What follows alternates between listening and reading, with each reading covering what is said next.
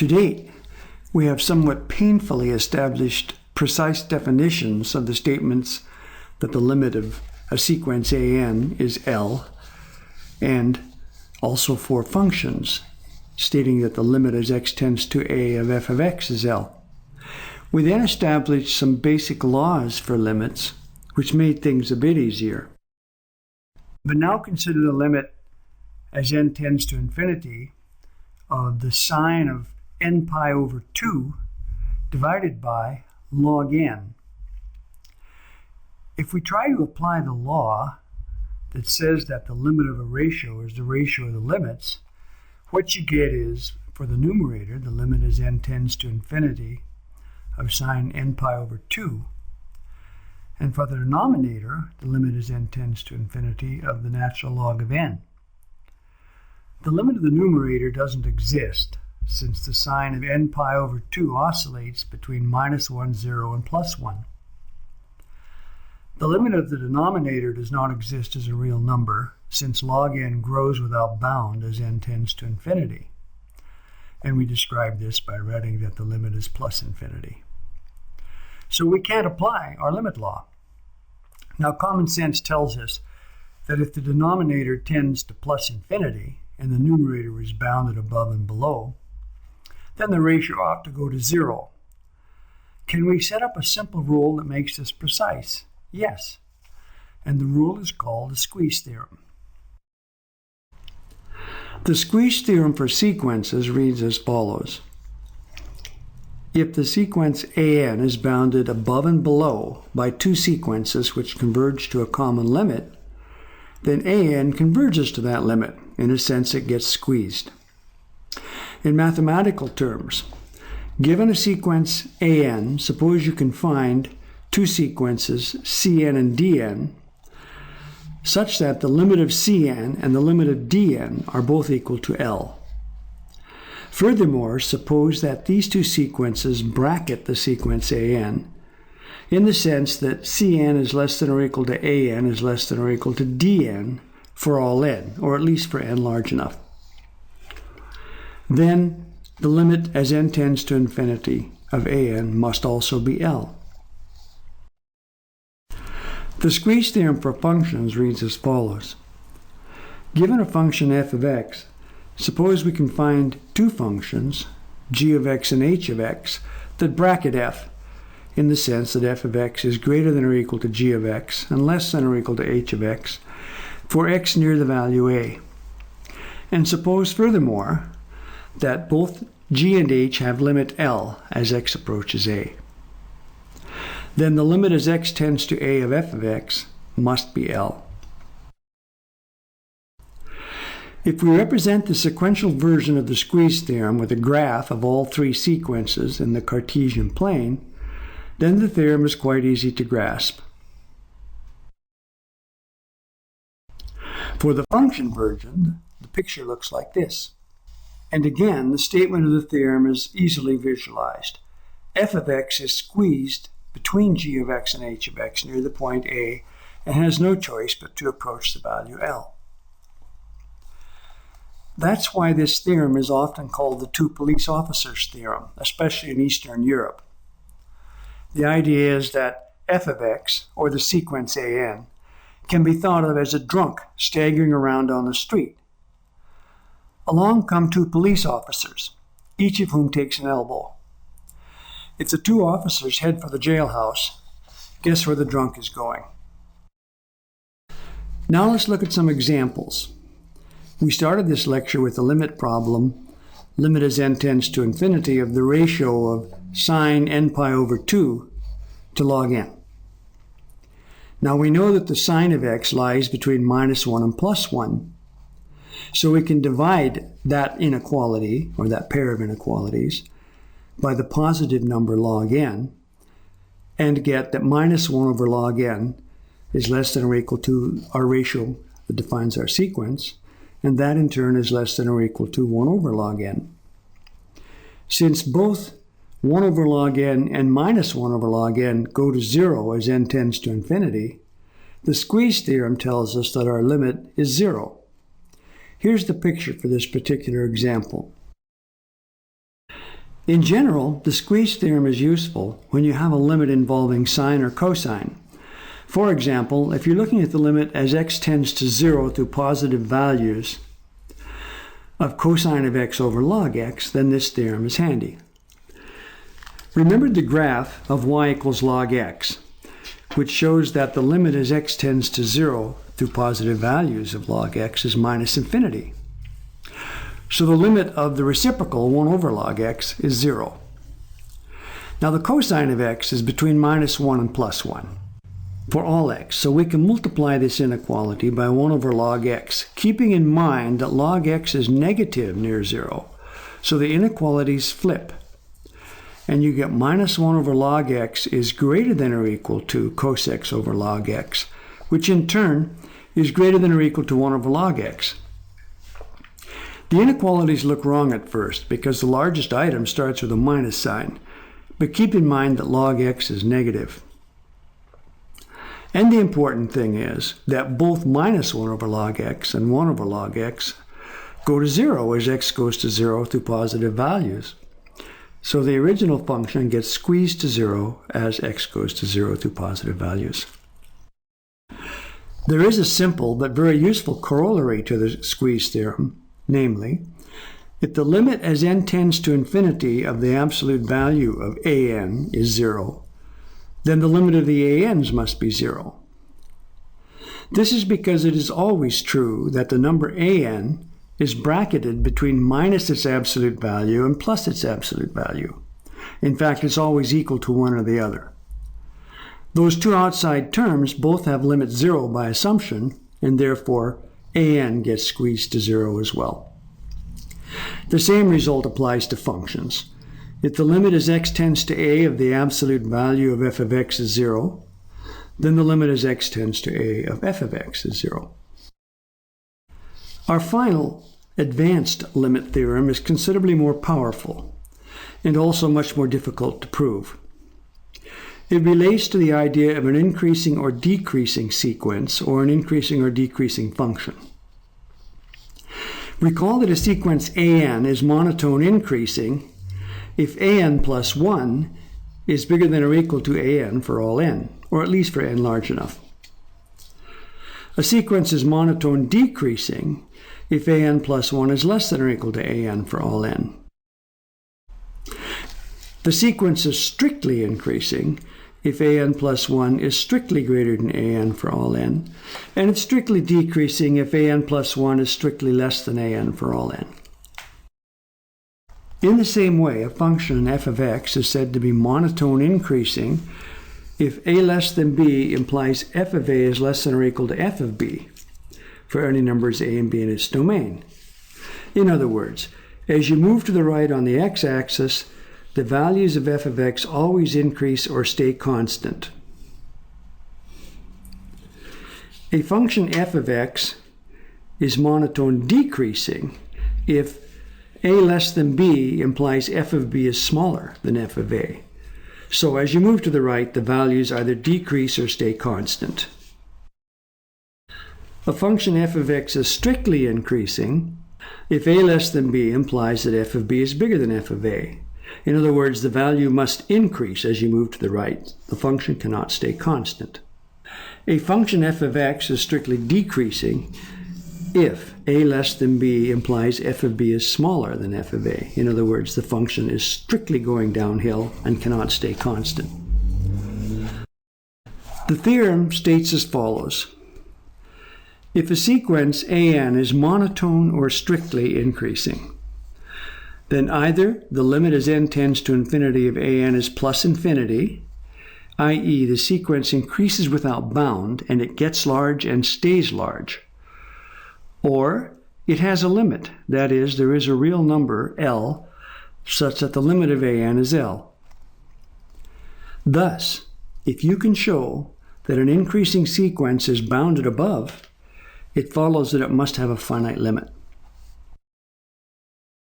The dual result for decreasing sequences says that if Bn is a decreasing sequence, either monotone or strict, then either the limit as n tends to infinity of Bn is minus infinity, or the sequence converges to a finite limit. This is an especially powerful theorem when dealing with recursively defined sequences. As an example, consider the recursively defined sequence defined by u1 equals square root 6, and un plus 1 is the square root of 6 plus un. I claim that this sequence is increasing and bounded above. First, to the claim that it's increasing. Well, let's look at u2. That's the square root of 6 plus u1, and that's the square root of 6 plus square root 6. If you throw away the square root 6, you go downhill, and you end up with square root of 6 all by itself again, and that's u1. So you end up concluding that u2 is bigger than u1. Well, at least we start off increasing. Now we need to use induction. Suppose that un is bigger than un minus 1. And let's try to show that it will follow from this that un plus 1 is bigger than un. We write down the recursion relation we use to compute un plus 1. Un plus 1 is the square root of 6 plus un. Now you need a simple observation. If you have two positive numbers a and b, and a is less than b, then square root a is less than square root b. So if un exceeds un minus 1, it will first follow by adding 6 to both sides of this inequality that un plus 6 is greater than un minus 1 plus 6. And then from our simple observation about square roots, we can conclude that the square root of un plus 6 exceeds the square root of un minus 1 plus 6. So un plus 1 is equal to the square root of un plus 6. And that strictly exceeds the square root of un minus 1 plus 6, because un minus 1 is strictly smaller than un. But the square root of un minus 1 plus 6 is exactly un. So by induction, the entire sequence is indeed increasing. Is it bounded above? The way to see this is to try to determine what the limit would be if it converges. Remember that the sequence is increasing, so its limit would be some kind of upper bound. The key observation is that if the limit as n tends to infinity of un is L, then the limit as n tends to infinity of un plus 1 is also L, since this new sequence is just one step ahead of the original. So if we take the limit as n tends to infinity of the recursion relation, from the left side, you get limit un plus 1. That's L. On the right side, you get the limit as n tends to infinity of 6 plus un. And if you can take the limit inside, let's assume we can, inside the square root, then you get the square root of 6 plus the limit of un, which is also L. And so you end up with the square root of 6 plus L. The outside equalities give you the equation cap L equals square root 6 plus cap L. And if you square both sides to get L squared equals 6 plus L, then you get two roots, L equals minus 2 and L equals 3. Since every term in our sequence is positive, we tentatively predict that 3 would be the limit. Since the sequence is increasing, this number 3 should also be an upper bound. Well, the very first term, u1, is the square root of 6, which is certainly less than the square root of 9, which is 3. So the first term is bounded above by 3. Now we again turn to our old friend, induction. Suppose that un is less than 3 for a specific n. Then the next term, un plus 1, is generated by the recursion formula un plus 1 equals the square root of 6 plus un, and that's assumed to be less than the square root of 6 plus 3, which is the square root of 9, which is 3. So if any un is less than 3, it follows that the next term, un plus 1, is less than 3. But we found that u1 is indeed less than 3, so it follows that u2 is less than 3, and so on. Induction tells us that all the terms are bounded above by 3. Let's look at two examples involving functions. Consider the function f of x equals log x. We claim that the limit as x tends to infinity of log x is infinity. In fact, we've been claiming this for quite some time. Let's prove it using our theorem. We will show that log x is increasing but not bounded above. So the theorem tells us that the limit as x tends to infinity of log x must be plus infinity. First of all, recall the graph of log x, which is just the inverse function to e to the x. The important observation is that the log of u is positive if and only if u exceeds 1. This is equivalent to the statement that the exponential e to the t exceeds 1 if and only if t is positive. To get back and forth between these two statements, just take u equals e to the t and use the fact that the log of e to the t is t. Now suppose you have two numbers, positive, a less than b. Then the ratio b over a exceeds 1. And so the log of b over a exceeds 0. From our properties of a logarithm function, this is the same as log b minus log a is positive. And that's the same as log b exceeds log a. Therefore, the natural log function is increasing. Now look at the logarithms of the numbers 2 to the nth power. The log of 2 to the nth is just n log 2. Since log 2 is a fixed positive number, the numbers log 2 to the nth must be unbounded as n tends to infinity. Therefore, the function log x is unbounded and increasing, and by our theorem, the limit as x tends to infinity of log x is plus infinity. In plain English, the numbers log x get large and stay large as x moves to the right. As a second and very similar example, we can prove that the limit as x tends to infinity of e to the minus px is 0 for any positive number p. Notice that e to the u is less than 1 if and only if u is negative. Now let b exceed a. Then b minus a is positive. So minus p times b minus a is negative. And so e to the minus p times the quantity b minus a is less than 1, which is the same as e to the minus pb times e to the plus pa less than 1. And that's the same as saying that the ratio e to the minus pb divided by e to the minus pa is less than 1. And that's the same as saying that e to the minus pb is less than e to the minus pa. So we have established that the function e to the minus px is indeed strictly decreasing. Since the function is always positive, its values are bounded below by 0. Therefore, it must converge to a finite limit as x tends to infinity. To determine the limit, we choose x equals to n, a natural number, and generate the sequence of values e to the minus pn, which is the same as e to the minus p raised to the nth power, taking n equal 1, 2, and so on, generating a sequence. If we can show that this sequence converges to 0 as n tends to infinity, then it will follow that the decreasing function e to the minus px decreases to 0. First, observe that if p is positive, e to the p is bigger than 1, so its reciprocal, e to the minus p, which is the same as 1 over e to the p, is smaller than 1. So this sequence, e to the minus p raised to the nth power, is just of the form r to the nth, with r a positive number less than 1. So we need a little theorem, which we call a lemma, that says if r is a positive number less than 1, then the limit as n tends to infinity of r to the nth is 0. The proof goes as follows.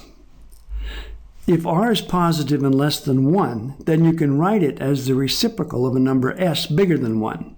R equals 1 over s. And you can write s, since it's bigger than 1, as 1 plus a with a positive.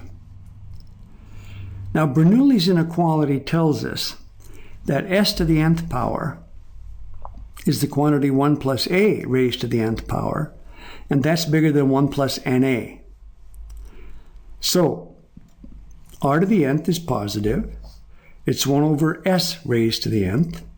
That's 1 over 1 plus a raised to the nth power. And that will be less than 1 over 1 plus na. Now the limit as n tends to infinity of 0 is certainly 0.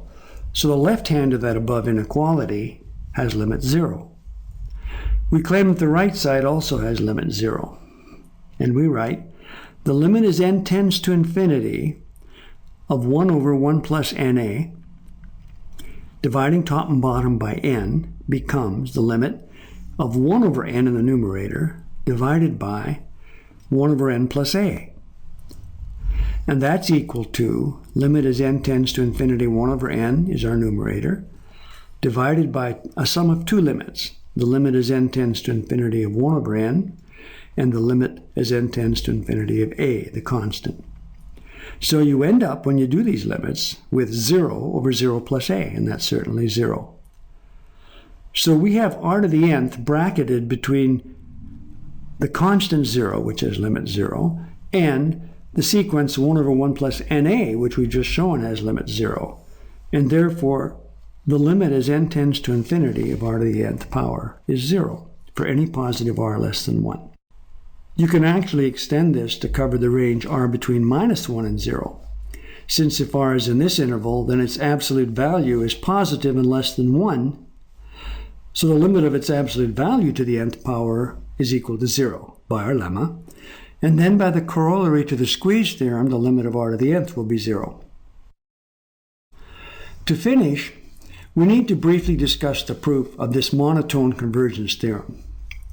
Basically, the theorem is equivalent to the completeness property of the real numbers. Remember that the completeness property stated that there are no holes in the number line. There are several equivalent precise versions of this statement, one of which I want to describe for you. First of all, we say a set of real numbers s is bounded above if there's a number k such that for any x in s, x is less than or equal to k.